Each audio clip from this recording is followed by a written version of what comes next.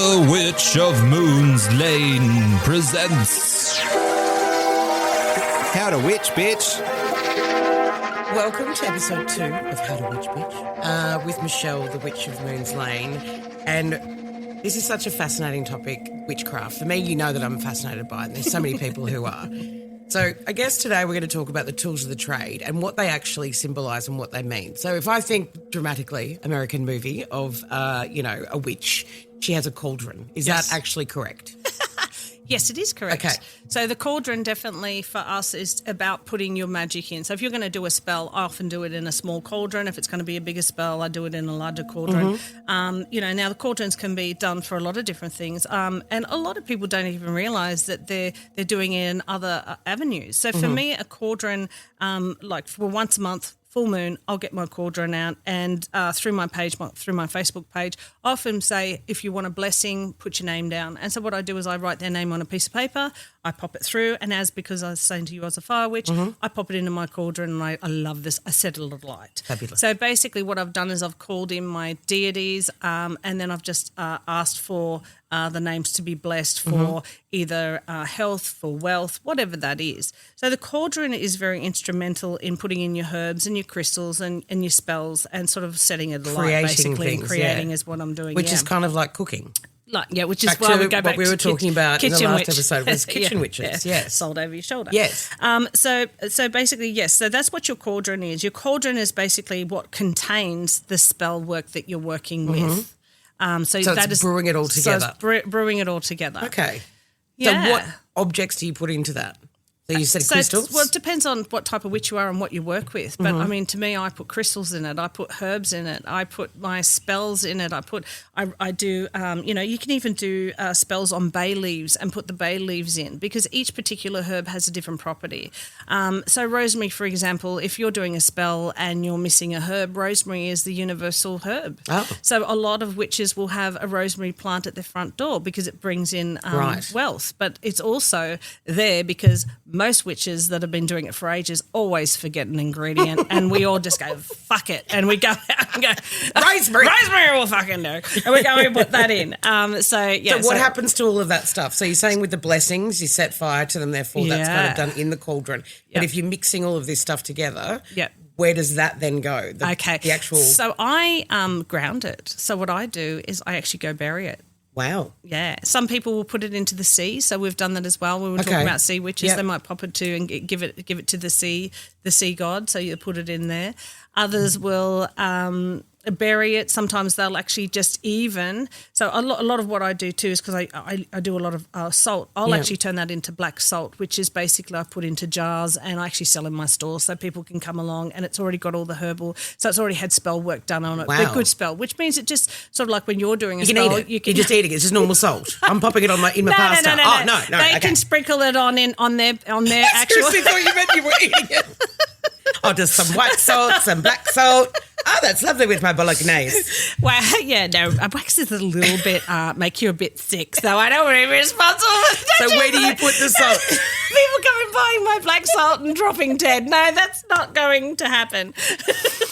Oh, my God. So that's the salt so would be used, that would be the next part of witchcraft. So you could basically, if you're coming in and you're new to the craft and you're wanting to just light a candle and you take some black salt from maybe a whole lot of different sort of spells that I've done, that's already charged with magic, so they can reuse that. And where do you put that salt? Well, a lot of people will get a candle and they'll just put an oil on it and rub it on and they just light their candle and they use it through. Okay, so that will have rose petals in it. It will have flowers in it. It will have herbs in it. It will have, even some have graveyard dirt. Depends on what type of spells you're doing. Wow, and that you once again not eating that. Not eating that at all.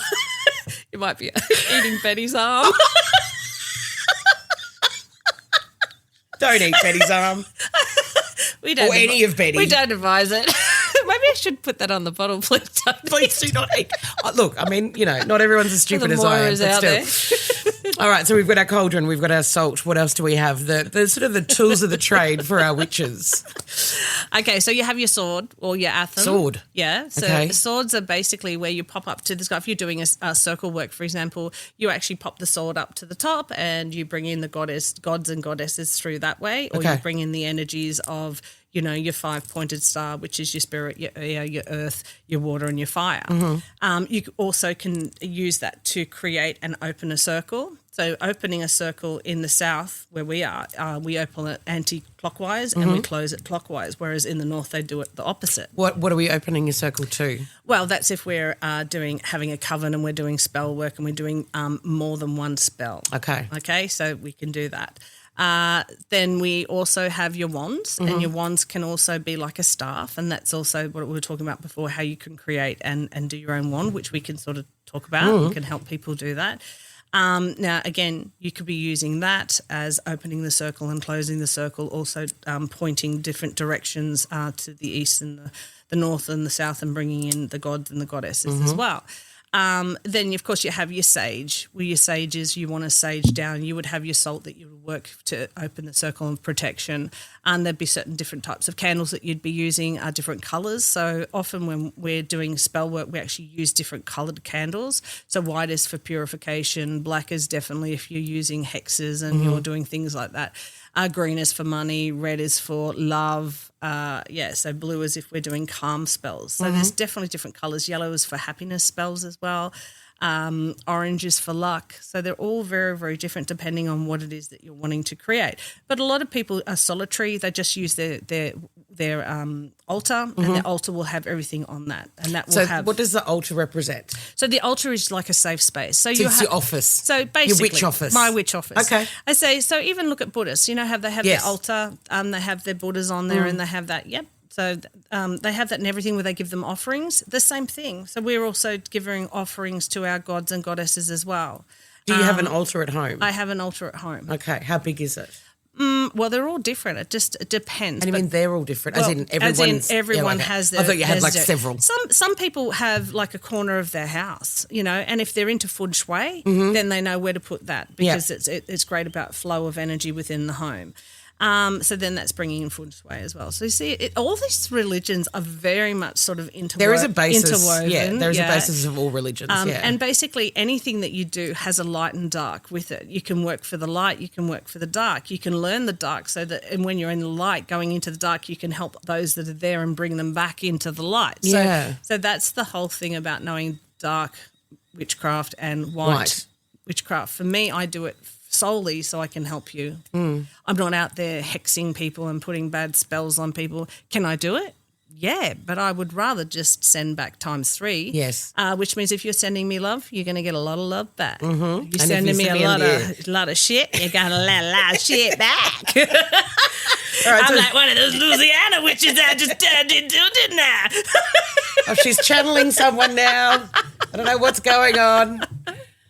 All right, so we've got our cauldron, we've got our wand, we've got our sword. There was another word in there that you said. Atham. What's an atham? So basically it's a smaller, like a dagger. Okay. So some people have the sword, some have the dagger. We also have your chalice. So often, What's a chalice? So a chalice is like a beautiful cup. Okay. Okay. So for wine? Well, yes, you can put wine in it. So that's exactly. So then that's a little bit of a crossover, say, to when you're in church too. Yes. So it's very similar with the chalice. Yeah. Yes. So it's a beautiful cup that you can have ceremonial wine with as well. Okay.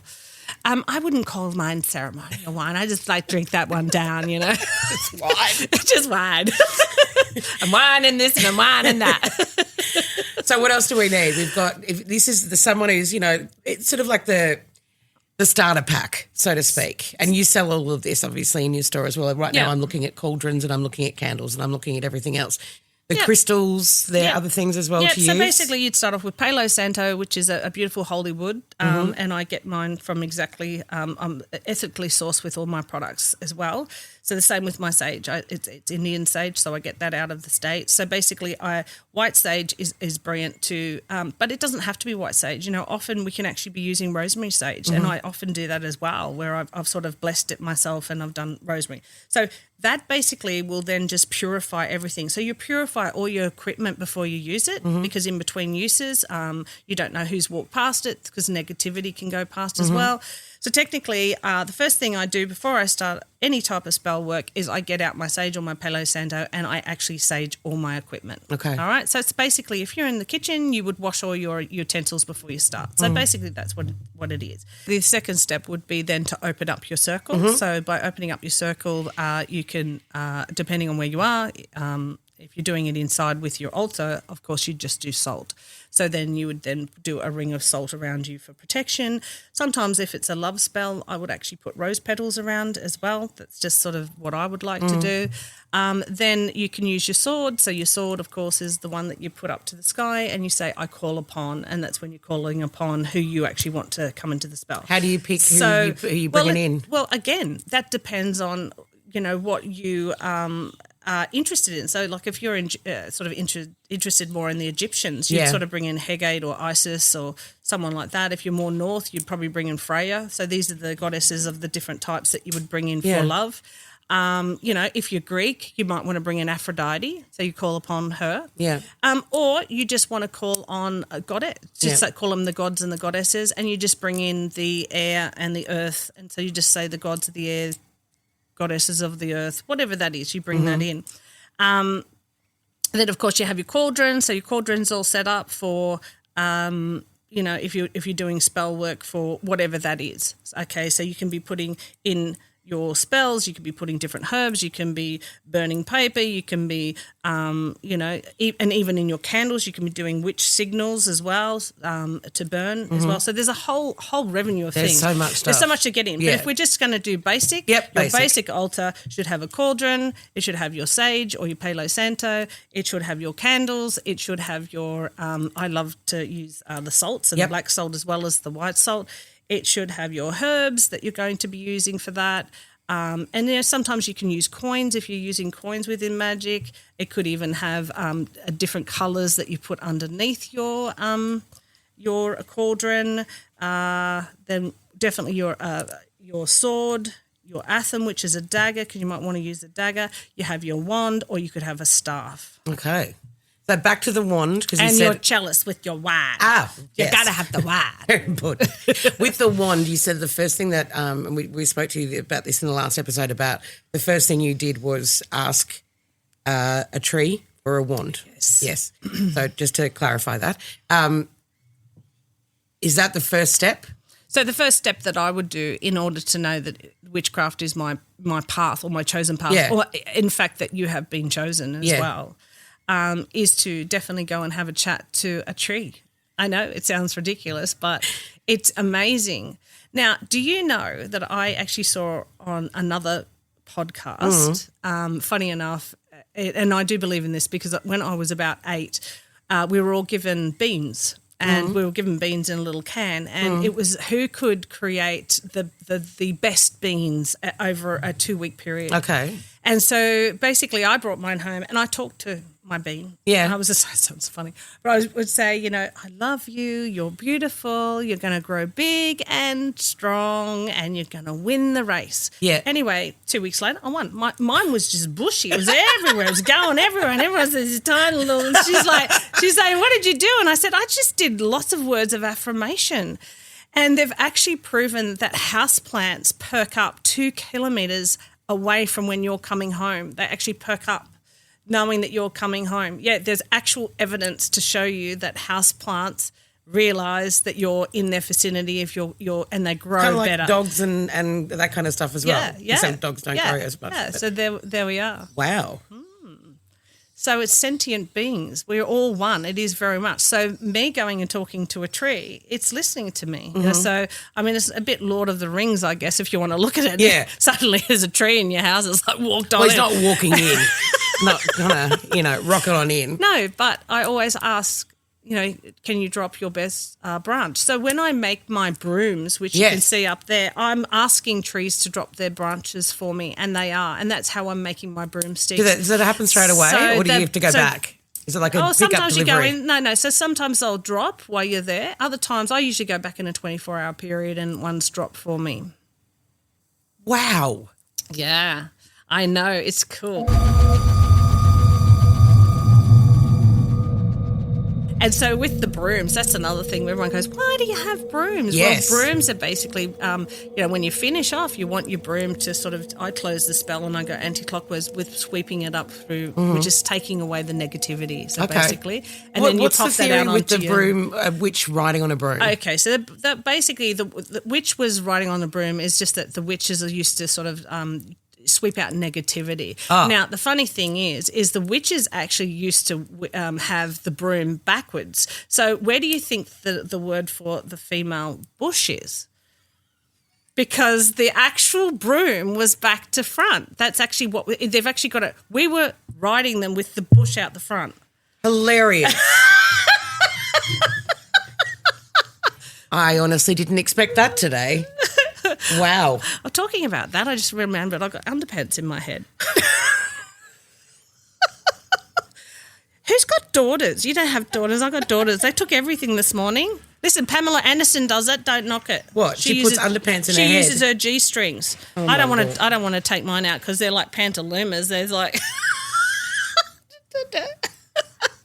Anywho, getting back to it. Yes, the broom. So we can edit that, or Yes, maybe not. Oh dear. So that's what it was. Actually, so it was around the other way. So the actual was out the front. Right.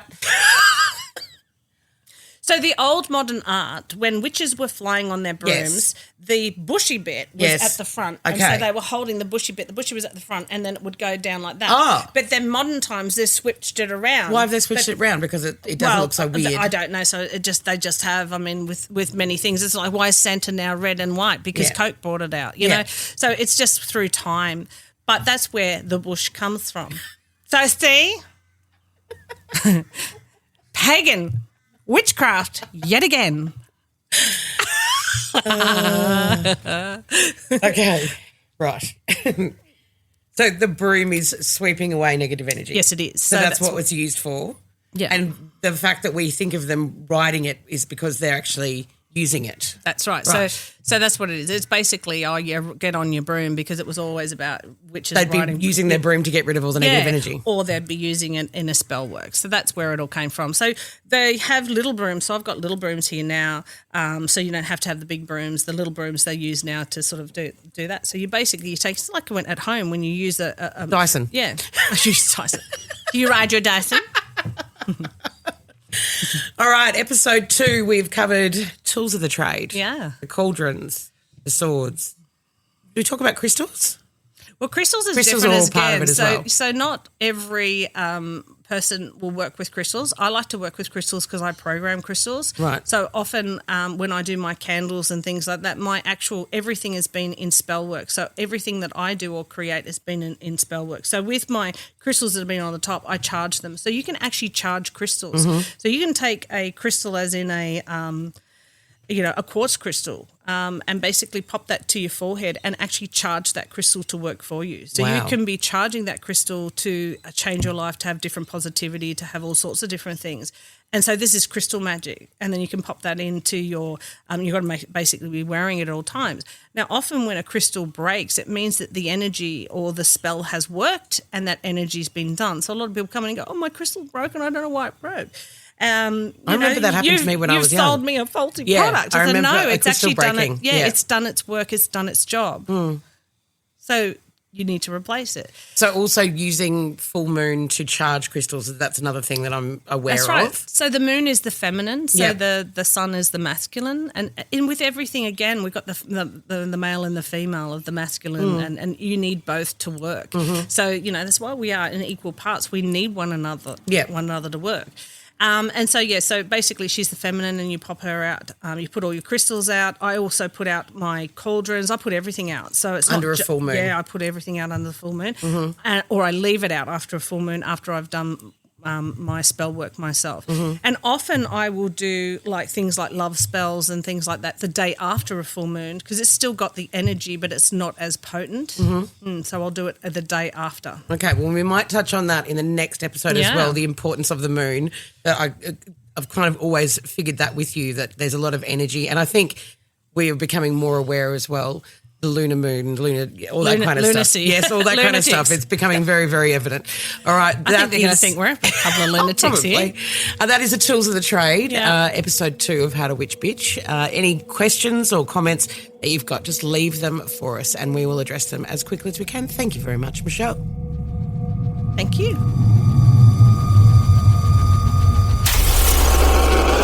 Woodwork Podcasts.